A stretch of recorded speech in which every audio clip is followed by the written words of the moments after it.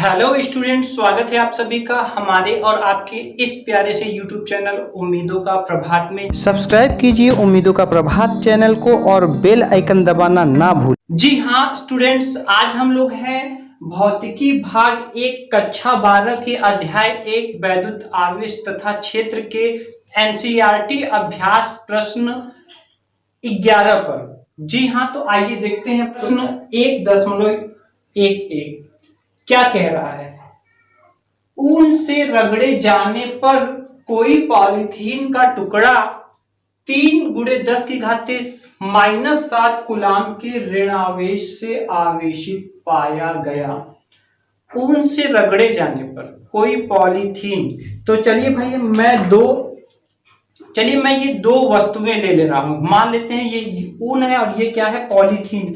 और इन दोनों को रगड़े जाने पर जो पॉलीथीन का टुकड़ा है वो 3 × 10⁻⁻7 कूलाम के ऋणावेश से ऋणावेशित हो गया।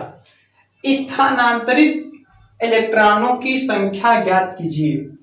तो ये आवेशित हो गया, तो इसका मतलब ये हुआ कि इसमें से इसमें कुछ इलेक्ट्रॉन आए हैं, तो स्थानांतरित कितने इलेक्ट्रॉन आए हैं इसका हमको पता लगाना है।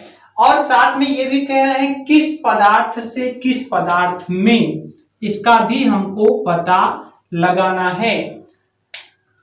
इसके बाद आगे पूछ रहे हैं क्या ऊन से पॉलीथीन में संहति का स्थानांतरण भी होता है।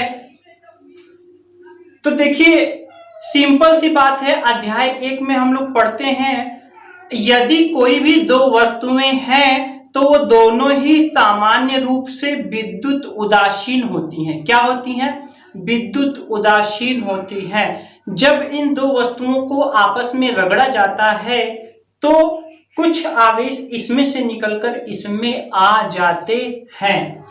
तो यहां पर आपको यही समझना है कि दोनों वस्तुएं या कोई भी वस्तु सामान्य रूप से विद्युत उदासीन होती है।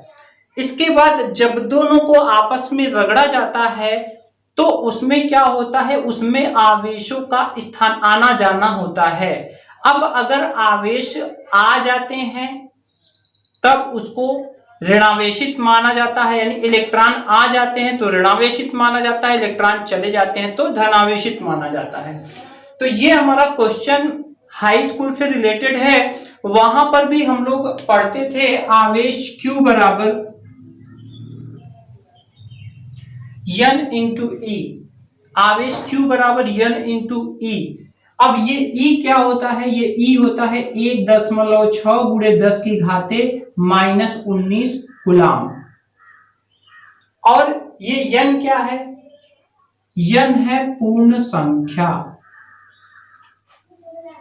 तो यहां पर हमें यही इलेक्ट्रॉनों की संख्या का पता लगाना है, क्योंकि हम लोगों ने वैद्युत आवेश तथा क्षेत्र पहले चैप्टर में भी पढ़ा है कि जो आवेश होते हैं वे हमेशा मूल आवेश के पूर्ण गुणक में जाते हैं। ऐसा नहीं है कि आधा या 1.5 या 3.5 जाए, जब भी जाएंगे वो 1 या 2 या 3 इस तरह से पूर्ण गुणक में ही जाएंगे। तो चलिए हम लोग ए पार्ट को हल कर लेते हैं। हम लिखेंगे स्थानांतरित इलेक्ट्रॉनों की संख्या, जो हमसे पूछ रहा है स्थानांतरित इलेक्ट्रॉनों की संख्या।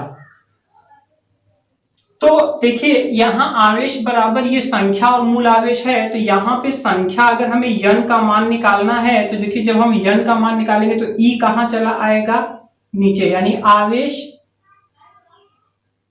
बटा मूल आवेश।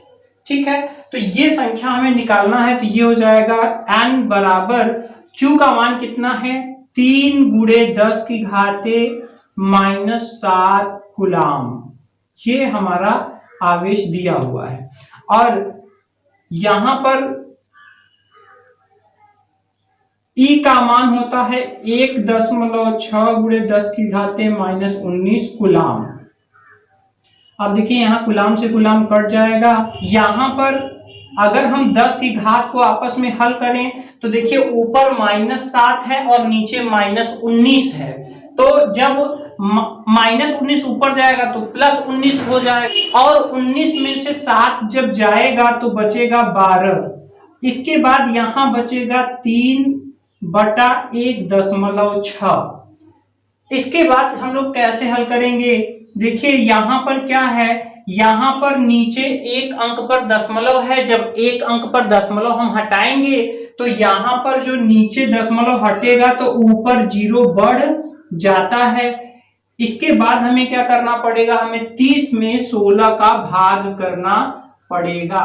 तो 16 तो इस तरह से हमारा जो आंसर आएगा वो आएगा 1.875 गुणे 10⁻12। और ये क्या है, ये संख्या है, इलेक्ट्रॉनों की क्या है, संख्या है। तो संख्या का तो कोई मात्रक होता नहीं, तो इतने इलेक्ट्रॉन होंगे, इतने क्या होंगे, इलेक्ट्रॉन होंगे।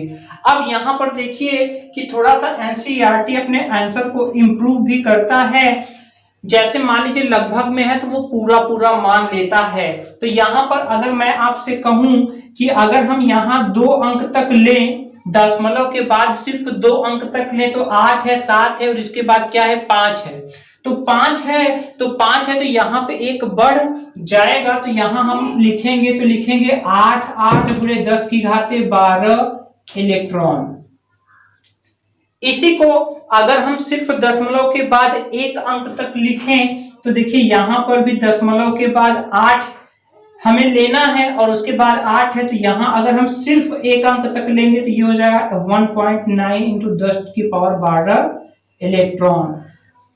ठीक है। और अगर हम दशमलव ना लें, अगर हम दशमलव ना लें तो यहां पर हम ऐसे भी लिख सकते हैं लगभग 2 गुणे 10⁻12 इलेक्ट्रॉन। तो इस तरह से देखिए ये आंसर इंप्रूव है, इसमें से हर आंसर सही है। ठीक है, इसमें से ये भी सही है, आपका सबसे एग्जैक्ट है। इसके बाद 2 अंक के हिसाब से ये सही है, दशमलव के बाद 1 अंक के हिसाब से ये सही है, और दशमलव के बाद अगर कोई अंक नहीं लेना है तो ये सही है। तो इस तरह से हमारा ये आंसर हो जाएगा। आइए अब हम बी पार्ट को देखते हैं। क्या उन से पॉलीथीन में संहति का भी स्थानांतरण होता है? तो आइए हम इसको रेस कर दे रहे हैं। तो देखिए दूसरा क्वेश्चन पूछ रहा है क्या ऊन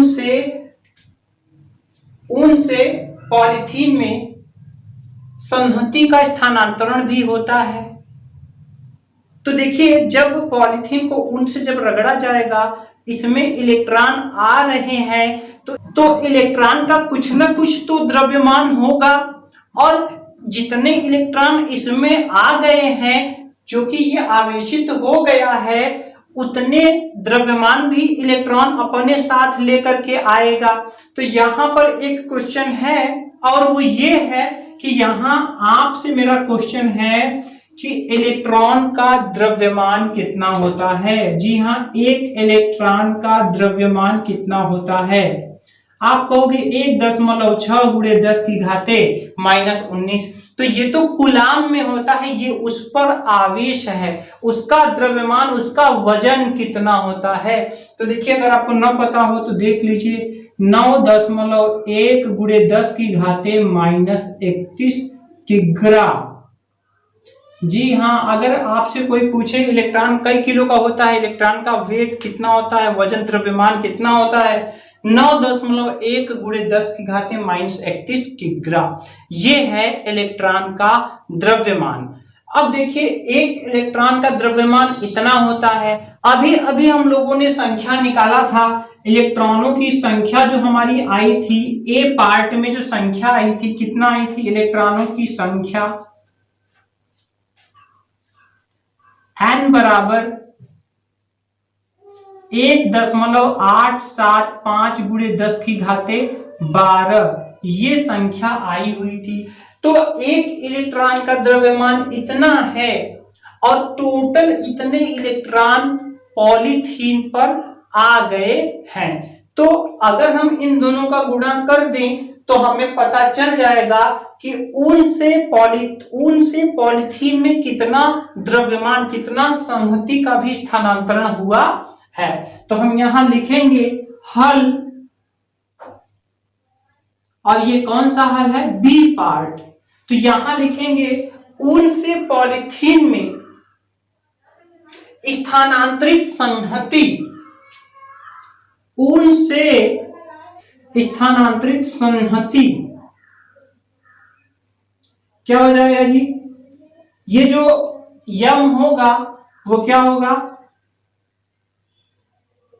इसको कैपिटल एम से हम प्रदर्शित करें तो देखिए ये स्मॉल एन हो जाएगा इलेक्ट्रॉनों की संख्या और स्मॉल एम हो जाएगा एक इलेक्ट्रॉन का द्रव्यमान। या यहां हम हिंदी में ही लिखते हैं, हिंदी में और सही पड़ेगा, हम यहां लिखेंगे इलेक्ट्रॉनों की संख्या गुणे एक इलेक्ट्रॉन का द्रव्यमान।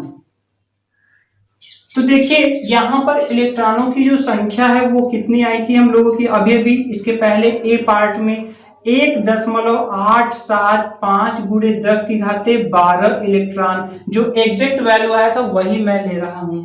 इसके बाद इनकी संख्या की बात अगर की जाए तो संख्या कितना है,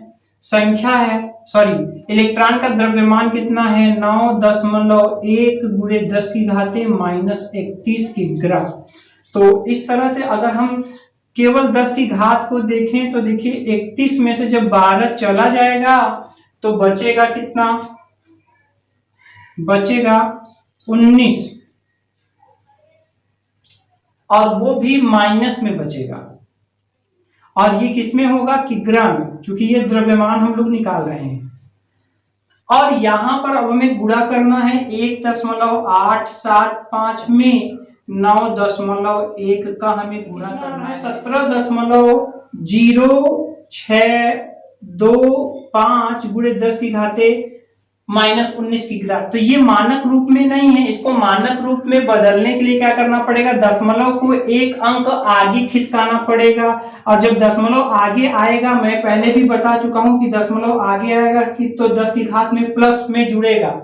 तो जब एक अंक आ रहा है तो जब यहाँ एक हम जोड़ेंगे तो ये हो जाएगा 1.7062 गुणे 10⁻−18 किग्रा या किलोग्राम।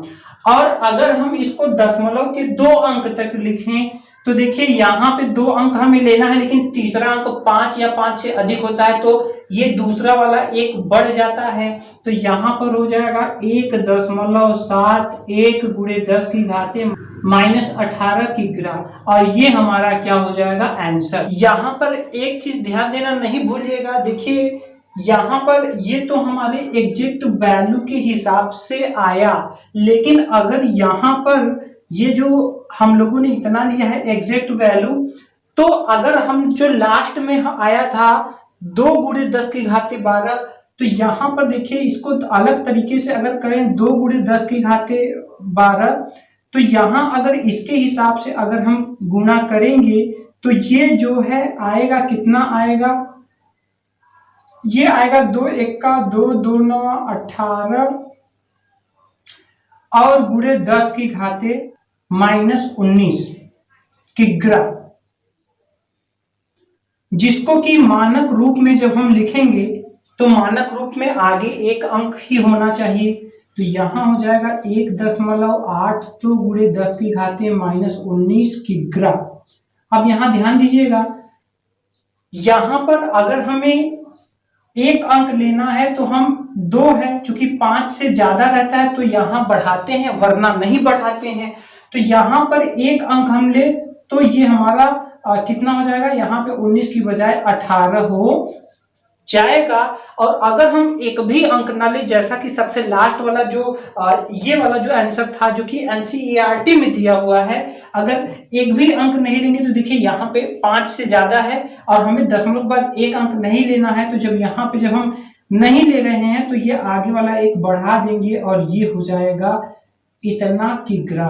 तो देखिए एनसीईआरटी क्या किया है, एनसीईआरटी राउंड फिगर में लिया है और कुमार मित्तल ने एग्जैक्ट वैल्यू लिया है। तो आपको यहाँ पर कंफ्यूज नहीं होना है कि अलग अलग कैसा उत्तर आ रहा है, उत्तर कुछ दे रहा है आपका, सॉल्व करने पर कुछ आ रहा है। नो टेंशन, बिल्कुल मत घबराइए, आप बिल्कुल सही हैं। आपको जैसे मन करे वैसे आप लिख सकते हैं, दशमलव के 1 अंक या 2 अंक या फिर कोई अंक नहीं, लेकिन उसका जो नियम होता है उसका ध्यान रखिएगा कि जितना अंक भी ले रहे हैं अगर उसके बाद वाला अंक 5 से ज्यादा है तो इसको बढ़ा दीजिए, वरना अगर कम है तो नहीं बढ़ाइए।